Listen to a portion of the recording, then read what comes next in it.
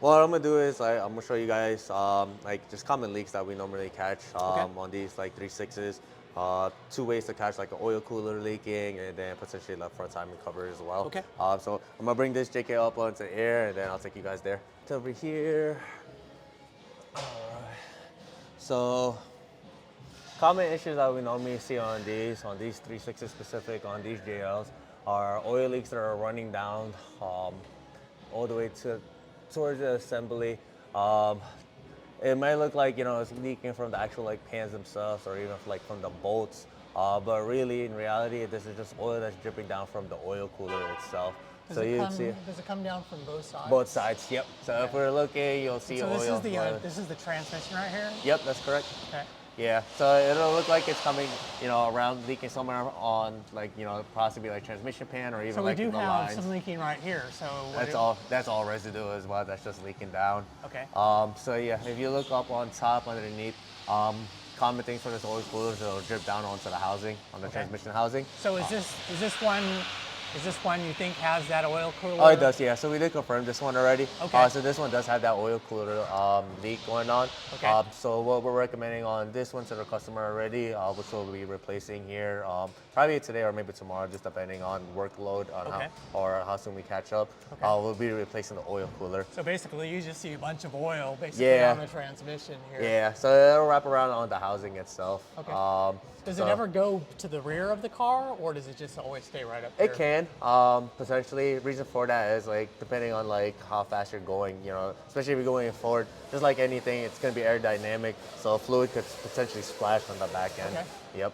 Okay. And then next thing that we'll have here is how we'll verify as far as the front timing covers, seals are leaking. So if you look right here, So let me go to the front of the Jeep yeah. here real quick. So we're going to the front of the Jeep and underneath here. yeah, so if you're going here right by the power steering, so you'll see leaks, oil marks that are coming from right here. So this is the timing where this bolt sits, right over here, right where I'm pointing at. That's the cover, part of the cover for the front timing covers. So there'll be oil that'll be leaking there. So if you see that, it's kind of moist.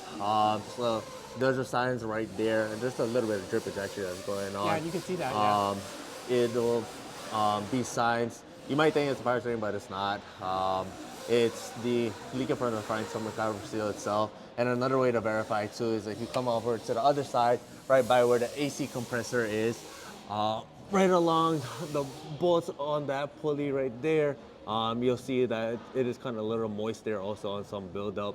So that's leaking out from like that front timing cover portion also. So that bolt right there. Yeah, so you'll see it's a little moist around this area. Yep. Let me move the light a little bit so you can better focus.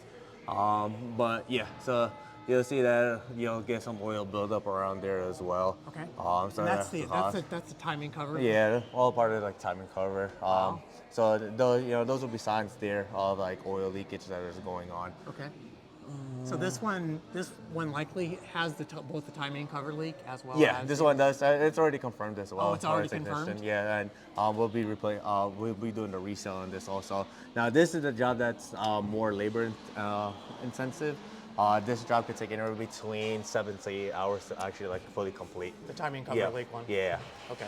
So this is a rocker arm that's completely failed. So you'll get a bunch of play between the Yeah, a arm bunch and of the noise bearing. there, right? And then this one is something that's still decently good. So it doesn't and make any noise. Not too much noise.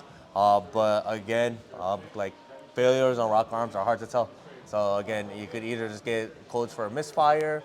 If you don't get codes for a misfire, you'll hear a ticking noise. But sometimes you might get both, but sometimes you might just get one, which is just a misfire code. Okay. So it's even hard to determine if it's actually a rock arm failure or not. Okay. So like for instance, like for this, like can't hear it too much. I'll put it right by my mic. But this one you can hear it by a lot. Yeah. So. But you gotta take Yeah. that. You gotta take it almost all apart to get in there to check That's that, exactly, right? yeah. So that's a tear down. Yeah. I wish you were here like 2 days ago. I had one that was fully torn apart really? for a rock arm failure. Oh, wow. Yeah. Kind of like touching base on we were talking earlier inside the office for the death wobble. So one of the more common things as far as death wobbles go is because due to the steering stabilizer, what's going on is it's catching air inside the actual component itself. So what we do is, for us to determine it first, we'll take it on a road test. Again, highway speeds. If you start getting that feel of oscillation going, basically the vehicle going kind of all over the place, or even like hitting a bump, this is the normal, common problem with these JKs and JLs. Ours that are steering stabilizer replacement. So now again, for my guys that are planning on just keeping their Jeep stock, if you do have that extended warranty or like recall for the steering stabilizers, come in, take care of it. For other people, Mopar did design like a more newer, durable steering stabilizer. Now, for my guys that are lifted, aftermarket is definitely the way to go. A lot thicker, a lot more durable, stronger to support it for more top-heavy vehicles. So for my future Jeep owners and Jeep owners that are currently with any JK or JLs, another thing we'll probably say are the rear axle seals leaking. So for instance, this one here is super clean. You can tell, it's just normal dirt and debris. But if we were to have one that's actually bad, you'd around like the surface area over here, and like kind of like up top a little bit too, you'll see a lot of oil buildup, almost like patches of dirt that are just sticking on to the back plate, onto the back plate. So right in here. Yeah. So right around there, there'll be a bunch of marks of oil residue that are just building up there. Okay. And those will be signs. So not actually on the axle, not actually on the axle itself, on the seal but itself. kind of over here. Yep, that's correct. Okay. Yeah. And we'll try always check both sides just to make sure. Okay. So this one too is super clean. No issues And so there. you sometimes see it on both sides. Yeah. So sometimes you'll see it on the driver's side, sometimes you'll see it on the passenger side, and then there are times that I've seen it where it was on both sides. So if a person has been off-roading, or if you're kind of underneath the Jeep, kind of looking at it, and if you're maybe concerned that, some things are bent, maybe, what kind of things would get bent? If somebody was off-roading and just kind of abused it a little bit? So just signs, normal things that you'll probably see are like scrapes underneath the actual housings on the differential. So once in a while you'll see like indentation or like groove marks, like scratch marks that are right underneath here. Other things that you could tell, like if someone's really been off-roading with their vehicle, right along these brace plates here, there'll be marks or like scratches, gouges, I guess I should say. And then same thing for the front differential as well.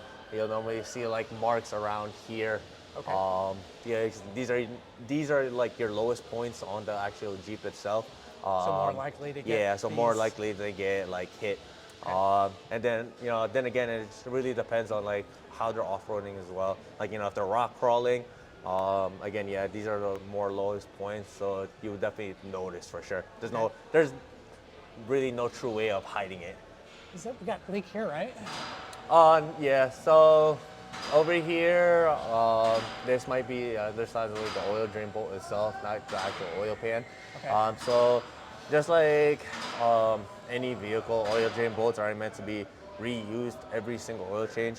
Oil drain bolts themselves, because there's a seal essentially that's on it. Okay. So probably normally every 10 oil changes or so, it's always recommended to replace that drain bolt just so you have a fresh seal on there. Okay. We definitely have a lot of leaking up in here. Yeah. So a lot of this is just dropping down from the oil cooler itself. Okay. And that's why you kind of have it on both sides. Yeah. This one is probably just because of the drain bolt, but that's something that we actually already know and are aware of, and the customer is aware of as well. Yeah, so you got this Jeep, if you get underneath this Jeep, this one definitely has some issues, doesn't it? Yeah, for sure. Over time, anything with age comes, signs and symptoms. Hey, I need a little bit of love. Yeah. But as long as you're on top of it, your Jeep, taking it in for your regular maintenance, your Jeep will last just as long. So any coolant links at all that you would see underneath the vehicle? So there are times that you'll see coolant leaks. So depending if you have water pump failure or like a thermostat. So another thing hey Chris, so on the thermostat rationalities, they're normally on the JKs, right? JKs, yeah. Yeah. The newer JL, Yeah, so your JKs, you'll have a couple of them will come in usually around the mileage of like 70,000. Okay. For thermostat rationality codes. Okay. So that's usually signs and symptoms that the thermostat is beginning to fail. Okay. So it's not allowing the thermostat to open up correctly. Okay. So the computer is recognizing that. Okay. So complete failure that could cause either overheating for sure. Okay. So you'll get like a warning, like a check engine light, and then what we'll do is we'll inspect the thermostat, we'll check the temperature using IR, seeing if it's actually getting to operational temperature, the thermostat is opening and closing as it should. Okay. And then we'll also look at the housings themselves, and we'll. So all the way up top there is where the thermostat housing is, where you see that green dot. That's Okay. your thermostat housing right there. Okay. So we'll look at signs for like any type of coolant residue as well. Okay. Because some of them, when the thermostats are beginning to fill, they'll start seeping as well. Okay. And then that's probably like just another like common problem I would say on the JK platform. I guess if you had a radiator issue, you would kind of see. See it as well also, but not super common. So things that you can probably look on top is just seeing if anything is loose or something that might be out of place. A lot of people that when they do aftermarket installations and stuff, you'll usually see wiring that's running across from over here. Okay. Showing signs because people that do like CB radios, light bars or stuff like that. A lot of times a lot of people get lazy and just run the wiring like straight through versus trying to hide it. Yeah. So things like that. Okay. So right over here, so this is where the oil cooler, oil cooler or oil adapter, whichever way you want to word it, sits at. So lighting seems a little hard, but if you actually kind of try to get down in there, if we could get good lighting, you'll see oil that's actually stuck up inside there. If you kind of peek down on here, so normally there'll be a little cover that's going to be on top over here. That's right. So you can remove that cover, it's easy. What you'll see is like sometimes you'll see that if you peeking down there, you see a little shiny or like even like some oil marks in there. Okay. Those are one or two things. One, it'll be normal to see a little bit of oil. That's due to because of the oil filter cartridge itself. So sometimes oil will leak down over there. But what you really want to look for is excessiveness. Okay. So you'll see kind of like more of like a puddle. And once you start seeing that puddle, that's probably a sign that the oil cooler itself is failing as far as like sealing down. So that's where the oil starts seeping out, and then eventually leaks itself down to the back of the motor. And like from earlier where I showed you guys, it leaks down onto the transmission housing itself. So that's kind of like a later kind of Yeah, symptom. Is it symptom. Yeah, so eventually over leaking time. underneath? Yeah, Yeah. so over time because it just builds up, because it was never checked. And then it just leaks. It finds itself way down towards like the transmission housing itself, Okay. and then you'll just see it on both sides, and then that's when you usually starts hitting the floor, and then that's when you're like, hey, I think I have an oil leak going on. Okay. But yeah, that is one of the common things. There really isn't anything too crazy, fancy, going up underneath the hood of a Jeep, other than it's still a great car, great motor. Nothing like too severe that you should really be worrying about. When they're doing their kind of basic inspection, should they be checking all the different fluid levels? Yeah, they go. No, of course. You could check your fluid level. So just depending on your Jeep, whether JK or JL, some of the locations will be different. So yeah, here you'll have your overflow tank for your coolant. You could just take a look at that. So if you were like peep inside, just to make sure that it's at the levels. Most of these tanks here, they usually have some type of like hash mark or marking that's showing you, where max level is, where low level is, so you can kind of like compare and just, see it. Over here, you'll have your power steering fluid here. So you take a look inside there. There'll be some type of like markings on the side along the reservoir where you could tell if it's actually full or if it's low. Here it is. Oh, there it is. Okay. Yep. Yeah. So you'll see some type of like hash markings showing max or min. Okay. Big shout out to BG Products over here. This is what we call the comparison charts that we use. So when we get vehicles checked in and on the drive, we like to check the customer's fluids just to show them the overall condition of how their fluids look. Okay. So things that we'll check are things that are easily accessible. One being like engine oil, transmission fluid on these, or of course you're not gonna be able to access them. And then some of them newer ones are non-serviceable. Coolant, we're not gonna dip our fingers into 200-degree fluid. But we will check brake fluid, and we also check power steering fluid if there's access to the reservoir for that. And then what this is replicates is like what good fluids would potentially look like, and then depending on the overall condition, if the fluid's ever been changed, you'll be able to determine by color. Okay. Yep. That's cool. So we'll base it off, kind of like base it off that. But this is what we use kind of as like a general visual of, good fluid versus bad fluid, or good fluid with good fluid. So yeah, other than like, trying to visually inspect yourself before, you request for pre-purchase inspection, just looking around your engine bay, trying to catch, trying to find things that don't look like they belong. So for instance, any aftermarket wiring, parts, most OEM wirings come with some type of casing or covering or mounted correctly, just kind of like this wiring harness that's running through here along the body. Normally, if there's anything aftermarket, you'll see it again, like crumbled up all over there, right where the battery is at. And then kind of just slowly peeking, running down through the line of the engine bay itself, seeing anything shiny. Usually, with the light, even with your phone light, you'll be able to catch like any type of like oil residue. And if it's reflecting back at you, hey, there might be a potential leak. So definitely make sure that make sure you bring a flashlight with you, and maybe some sort of like small little mirror or something like that. Yeah, and then even like a mirror, like a telescopic one, just to get underneath just to stuff. like look in between. It doesn't hurt. All little crevices and stuff like that. Yeah. It doesn't hurt to check. You know what I mean? It's potentially a vehicle that you're going to be buying, you're investing your hard-earned money for. Okay. So it's definitely something worth doing, taking your time and inspecting. And then if you don't see anything, then of course, also request for that, pre-purchase inspection. Okay. Pre-purchase inspections, I'm very for it.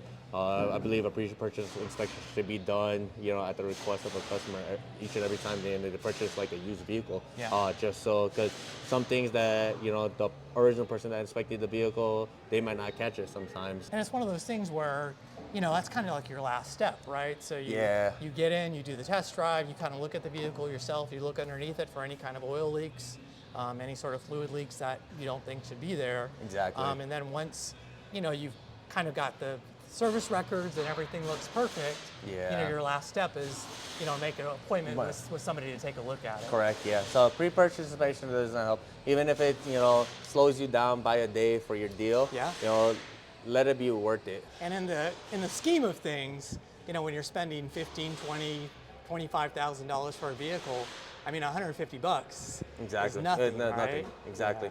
Because then it could save you some trouble and heartache, down the deal when something does happen, and then you thought, well, I thought everything was fine, but then you decided to skip a step. Yeah. So anytime purchasing a used vehicle, look at what they've checked, what's been done, look at visually inspect it yourself, and then also get a third opinion in a sense, the first, second, and third opinions, and then just to make sure everything looks fine. Now again, there's only so much that you can see. Of course, there are going to be like future problems that there'll be absolutely zero signs of, and it happens. It does. It's just like cars are mechanical things. They break. And then once you own it, take care of it. Do the basic maintenance. So at least I did my part. And hopefully the car stays up to par and does its.